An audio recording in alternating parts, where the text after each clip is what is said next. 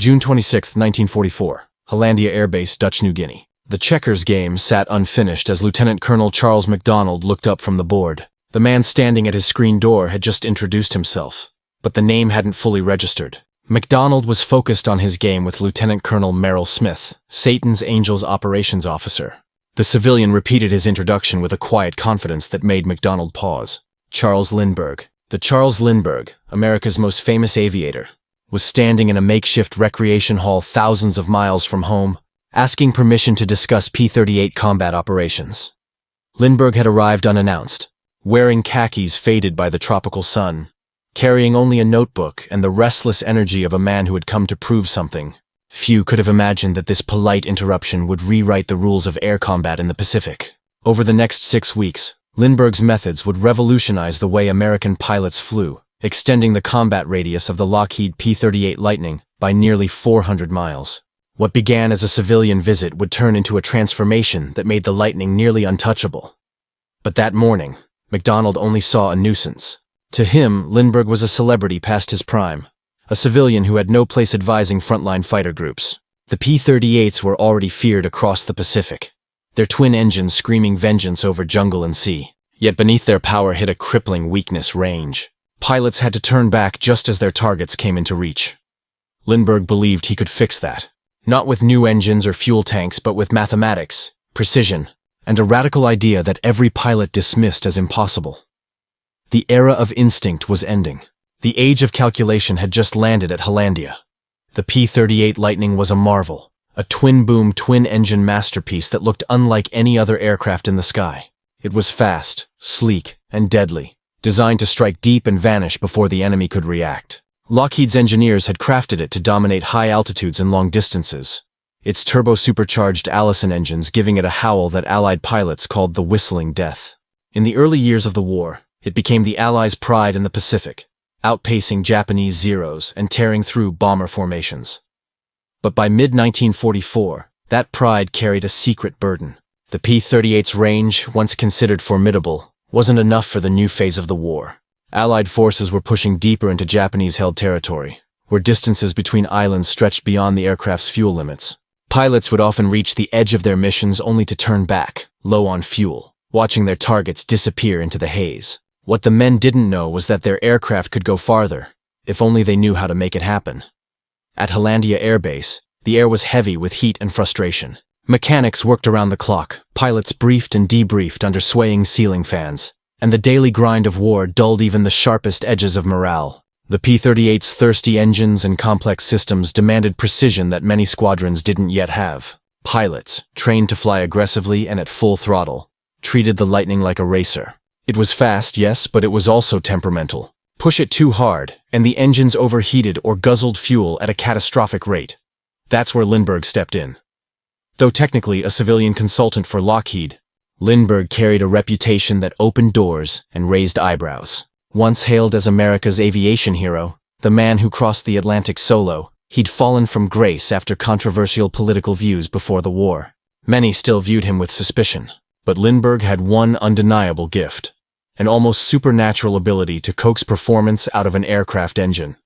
He had spent months studying the P-38 systems and flight data, convinced that the military's training manuals were wasting precious miles of fuel. His calculations suggested that pilots could nearly double their range by managing their engines differently, by leaning the fuel mixture, reducing propeller RPMs, and controlling manifold pressure with surgical precision. It wasn't new technology, it was physics and discipline, but it defied everything combat pilots had been taught.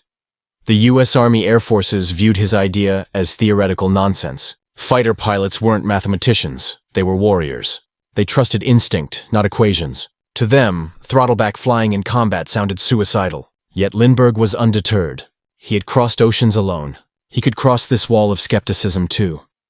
That night at Hollandia, after the checkers game was abandoned, Lindbergh sat with MacDonald and the operations officers of the 475th Fighter Group. The air smelled of tobacco and machine oil as he opened his notebook filled with handwritten calculations and performance graphs. He explained how small changes in power settings could reduce drag and fuel burn dramatically. At first, the pilots scoffed. "You can't baby these birds in combat," one said.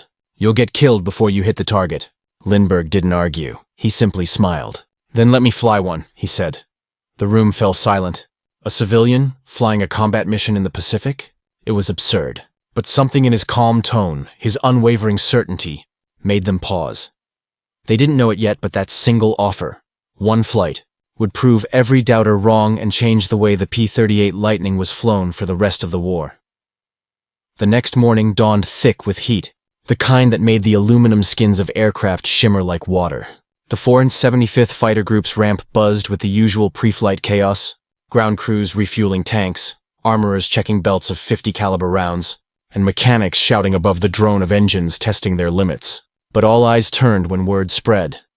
Charles Lindbergh was taking off in a combat-loaded P-38. He wasn't supposed to. Civilians weren't allowed in operational zones, much less in live combat aircraft. But MacDonald, after a long night of arguing and thinking, had given reluctant permission. "One flight," he'd said, "and if you crash, I'll deny I ever met you."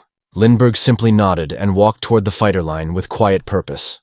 He climbed into a gleaming P-38J, its twin booms catching the morning light. The ground crew helped him strap in. His notebook sat tucked beside the throttle quadrant, his Bible of numbers, ratios, and equations. When the engines roared to life, the pilots watching from the ground expected a showy takeoff. Instead, Lindbergh eased the throttles gently forward, letting the aircraft roll smooth and steady down the strip before lifting off at half power. It was almost disappointing to watch, until the hours began to pass.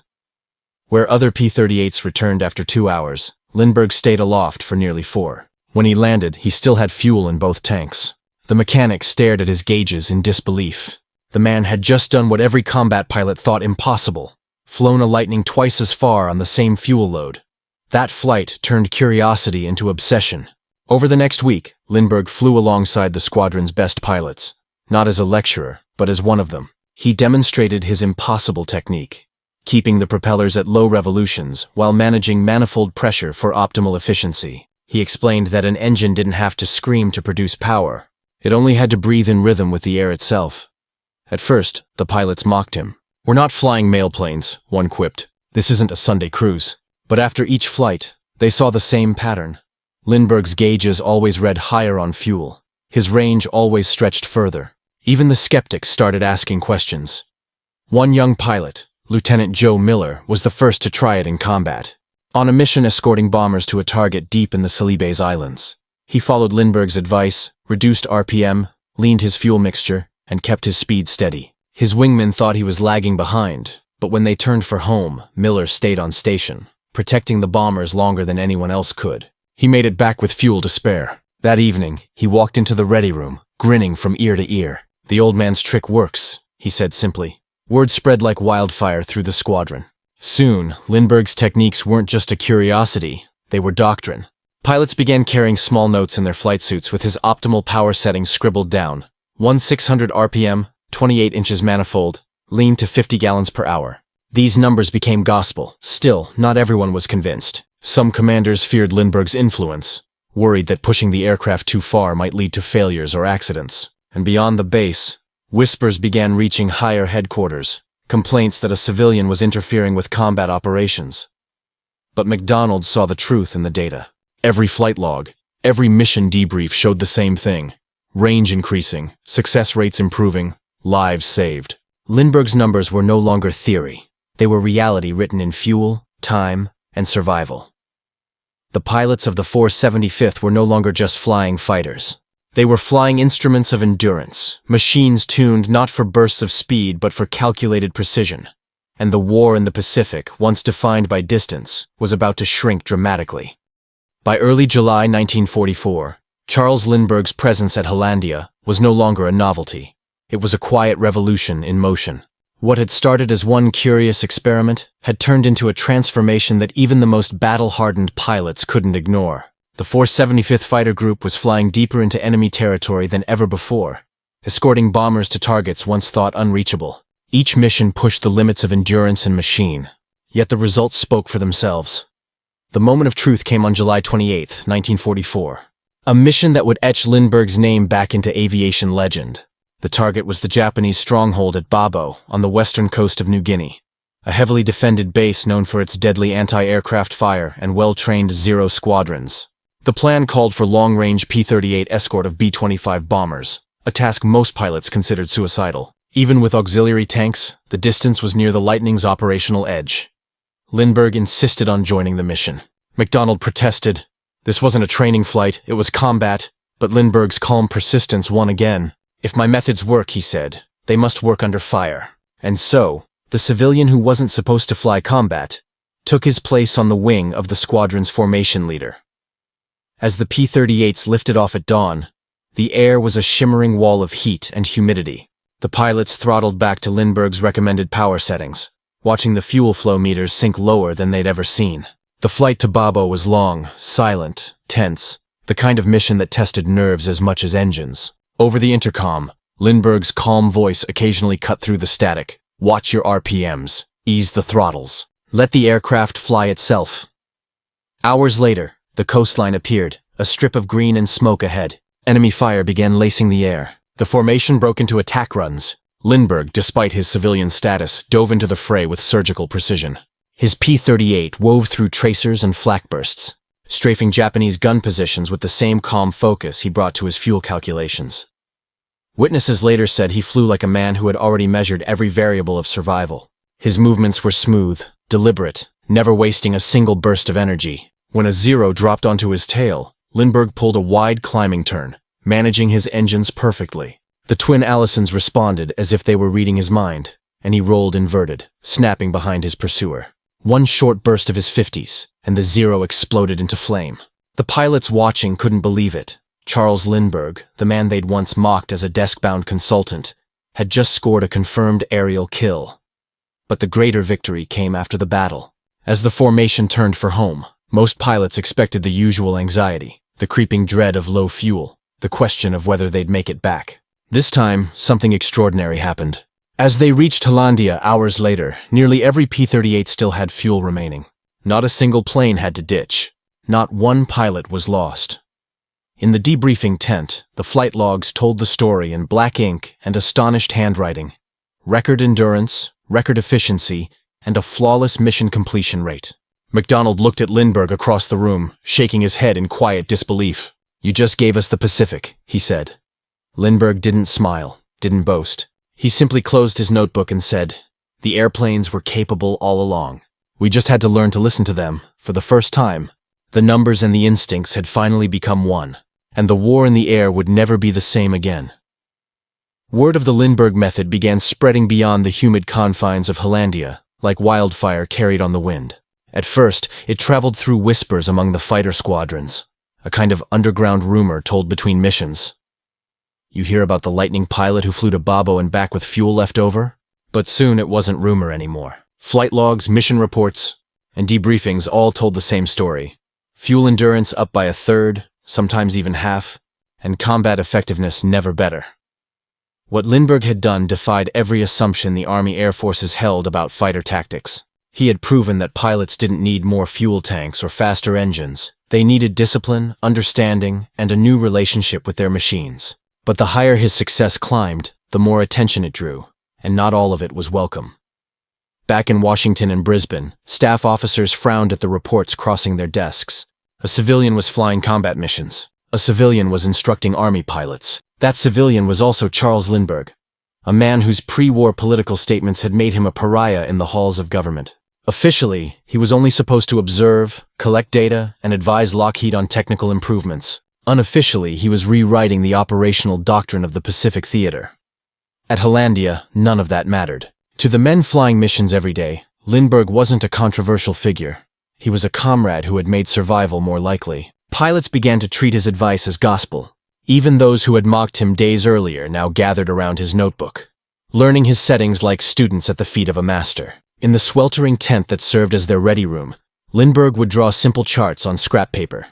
"Here's how manifold pressure relates to RPM," he'd say, sketching the lines in pencil. "If you run both too high, you waste power. Balance them, let the air pressure do the work, not the fuel," and they listened, because every one of them had seen what happened when they didn't. Missions that once ended with half the squadron ditching at sea now returned in full formation. Pilots who'd once measured their fuel by desperation now measured it by confidence. They began planning strikes deeper into enemy territory, new islands, new objectives, knowing their Lightnings could take them there and back again. For Lindbergh himself, those weeks were redemption. He had been ostracized from the military and shunned by the press before the war, accused of defeatism, even sympathy with the enemy. But here, in the steaming jungles of New Guinea, surrounded by men who judged him only by results, he was earning back something far more valuable than reputation: purpose. One day, after a particularly long escort mission, MacDonald walked into the operations hut where Lindbergh was logging fuel figures. "You know," he said, "I think I finally understand what you did." Lindbergh looked up, expression curious. MacDonald continued, "You didn't just teach us to fly longer, you taught us to think. You made us scientists, not just soldiers." Lindbergh smiled faintly. "A good pilot," he replied, "is both." But as the results piled up, so did the tension. Word had reached General George Kenney, commander of the Far East Air Forces. He wanted answers and accountability. If something went wrong, it wouldn't just be Lindbergh's reputation on the line, it would be the entire chain of command. A message arrived from headquarters the next morning. Civilian consultant Charles Lindbergh is to cease all operational flying immediately. MacDonald read it twice, then quietly folded it away. Outside, Lindbergh was already pre-flighting his P-38 for another long-range mission, because by then, there was no stopping what he had started. By August 1944, the Lindbergh effect had quietly reshaped fighter warfare across the Pacific. Even as official orders tried to rein him in, the pilots continued flying by his method. The proof was undeniable, mission after mission. The results spoke louder than any memo from headquarters. The Lightning, once seen as a fast but limited-range interceptor, had become a long-legged predator capable of reaching deep into Japanese strongholds.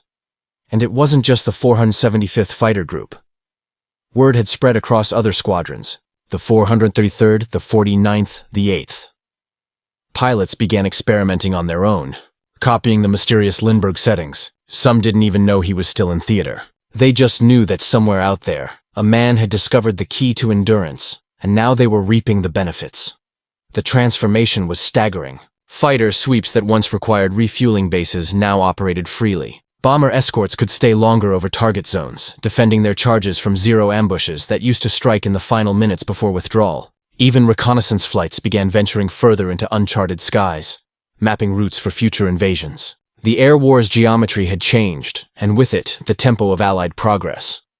But not everyone celebrated. Lindbergh's presence remained politically toxic in Washington. Old wounds from his pre-war isolationism still lingered. Officials worried that his growing legend in the Pacific might embarrass the administration or reignite public controversy. And so, quietly, orders came down again. He was to be recalled to the United States. No ceremony, no publicity. When the telegram arrived, MacDonald found Lindbergh sitting under the wing of a Lightning, scribbling fuel numbers into his notebook.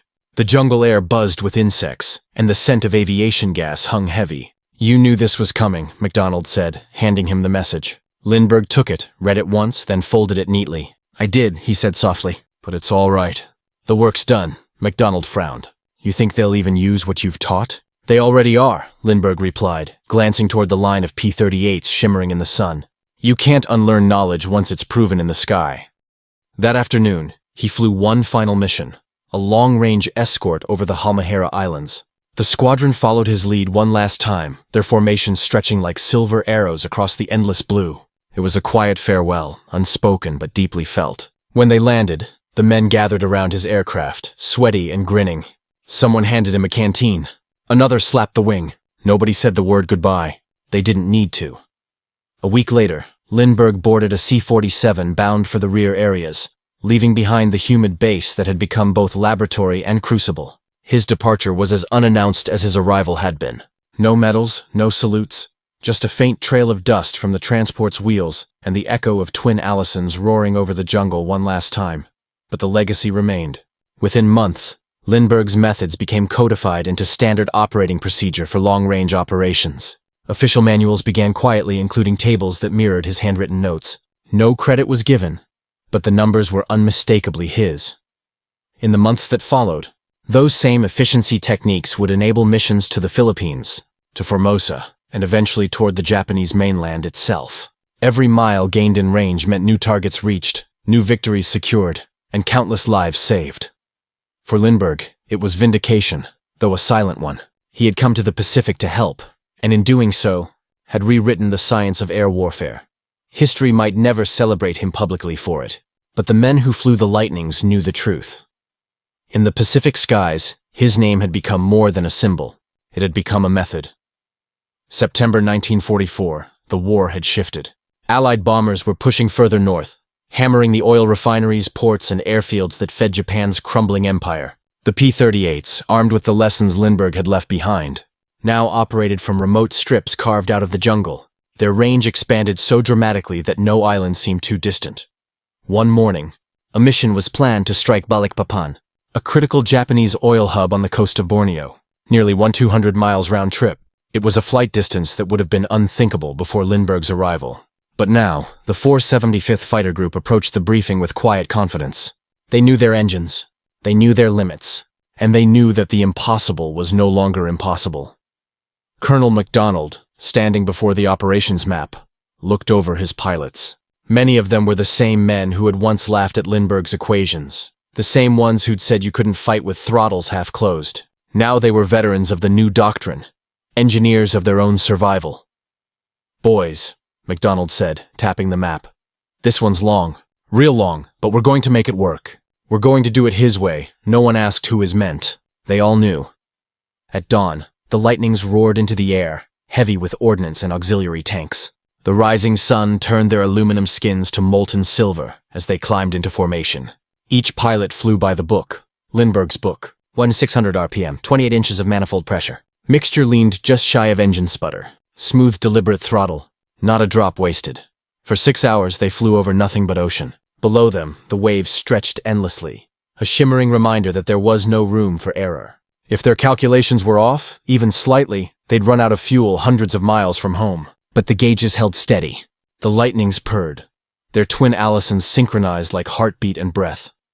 As the coast of Borneo came into view, the chatter on the radios sharpened. "Enemy airfield 12 o'clock. Zero scrambling. Keep formation tight." The escort peeled ahead of the bombers, diving toward the Japanese fighters that rose like hornets from their nest. The sky erupted into chaos, tracers, smoke trails, engines screaming in violent crescendos. But amid the storm, the P-38s flew with a calm, practiced rhythm. Every burst of gunfire, every dive, every climb was measured, not frantic, but efficient. Their movements conserved energy, conserving fuel even in combat. It was the embodiment of everything Lindbergh had taught. Science applied in the heart of war. MacDonald, leading the formation, saw a pair of zeros slash toward the bombers from the sun. He rolled left, throttled back, and executed a sweeping turn that placed him perfectly behind one attacker. One short burst, fire bloomed. His wingman took the second. The escort line held firm. By the time the bombers released their payloads, the Japanese defense was broken. The oil tanks of Balikpapan burned like molten glass, plumes of smoke rising tens of thousands of feet into the tropical sky. The P-38s regrouped, wings glittering in the light of their own destruction below. Then came the hardest part. The long journey home. Hours stretched. The fuel gauges crept lower, but the pilots trusted their numbers. One by one, they reported in, calm voices over the static. Right tank 2/3, left tank holding, still good on pressure. When the coast of New Guinea finally reappeared on the horizon, men who had once prayed for fuel now found themselves landing with gallons to spare. Not one aircraft lost, not one man down.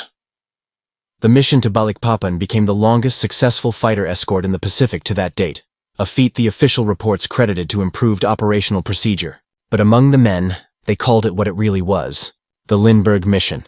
And as MacDonald signed off the debrief that night, he paused. Looking at the fuel numbers written in his logbook, it was as if Lindbergh himself had still been flying beside them. Back in the United States, the war felt far away. Headlines spoke of Allied advances in Europe and the slow tightening ring around Japan, but few people knew of the quiet miracle that had taken place thousands of miles across the Pacific. Charles Lindbergh had returned home, slipping quietly into the shadows of civilian life. There were no parades, no press conferences, no medals. His work remained buried in technical manuals and unnamed field reports. Yet halfway across the world, his fingerprints were everywhere. At new forward bases across the Pacific, Biak, Morotai, and later Leyte, pilots who had never met Lindbergh still flew by his doctrine. They followed his power settings religiously, repeating the phrases like a mantra before takeoff. Lean mixture, low RPM, steady pressure. Even newly trained replacements were being taught the method by veterans who'd learned it firsthand. The technique had become part of the DNA of Pacific air combat.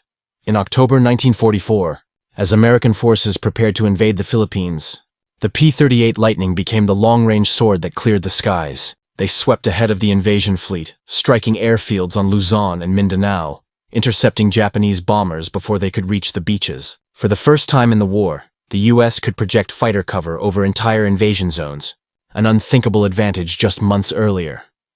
One of the pilots during those missions, Lieutenant Joe Miller, the same young airman who had first tested Lindbergh's technique, now led his own flight group.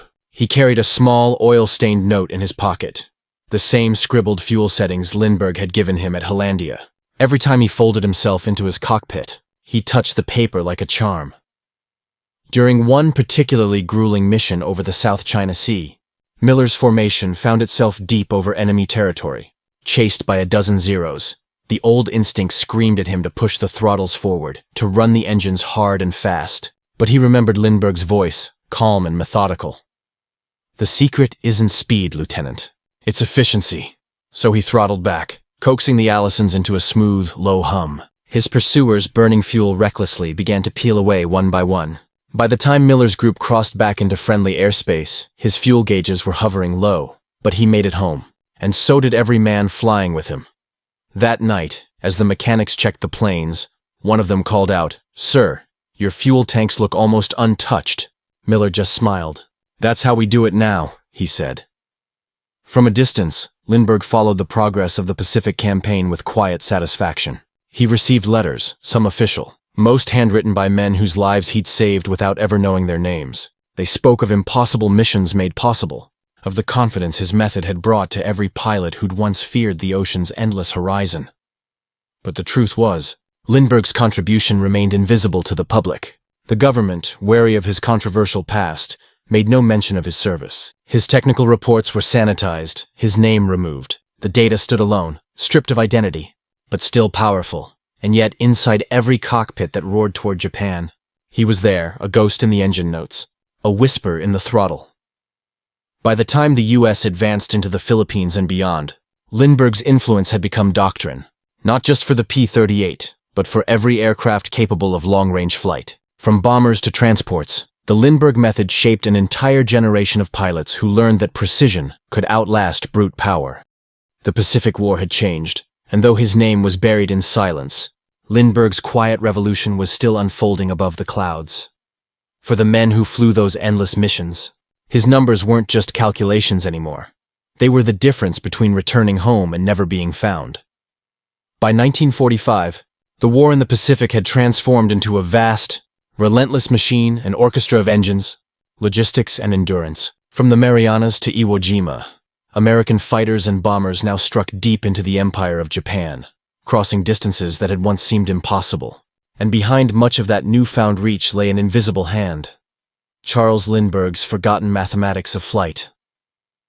The Lightning, once constrained by its fuel tanks, had become a symbol of freedom and range. Fighter squadrons that had once turned back before their targets now flew hundreds of miles beyond, escorting bombers to the very gates of Tokyo. They fought not only the enemy, but time, gravity, and exhaustion, and somehow they won. Each success whispered the same truth that every pilot now knew instinctively. The old rules of flying had been rewritten. Lindbergh himself never saw these final stages of the campaign. By the time American troops raised their flags over Iwo Jima, he was back in the States, testing new aircraft and quietly advising on post-war aviation. His name was rarely spoken in military circles. Official records made no mention of his combat flights or his influence on operational doctrine. His notebooks were filed away, stripped of authorship, their discoveries attributed vaguely to field performance analysis. But out in the Pacific, among the men who actually flew, the story endured. Pilots who'd once laughed at the civilian with the equations told new recruits about him, with the reverence reserved for a legend. They'd point to their fuel gauges mid-flight and grin, Lindbergh's watching the needles. In tent briefings under mosquito nets, his name became shorthand for precision, discipline, and calm under pressure. One veteran later recalled, "He didn't teach us to fly further. He taught us to think further." By the end of the war, U.S. air strategy itself had shifted to reflect that thinking. Long-range fighter escort wasn't a gamble anymore. It was a science. The raids on Formosa, the missions over the Philippines, Even the early B-29 operations across the vast Pacific all benefited from lessons first tested in those primitive, sweat-soaked bases of New Guinea. The quiet efficiency Lindbergh preached had become standard procedure, and the results were measured in lives saved and victories achieved.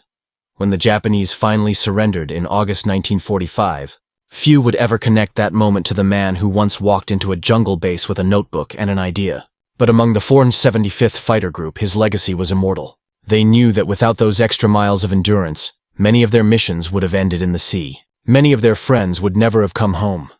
After the war, MacDonald, now a decorated colonel, wrote in his journal, "Lindbergh came here to prove a theory. What he did was give us the Pacific. We won not just with courage, but with intelligence, and he taught us that those two things can exist together."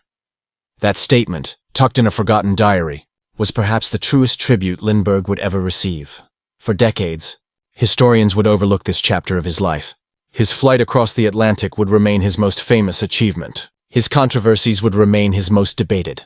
But for the pilots who survived the Pacific thanks to his math and discipline, Lindbergh's real legacy wasn't about fame or redemption. It was about endurance, the ability to go further when everyone else thought it couldn't be done.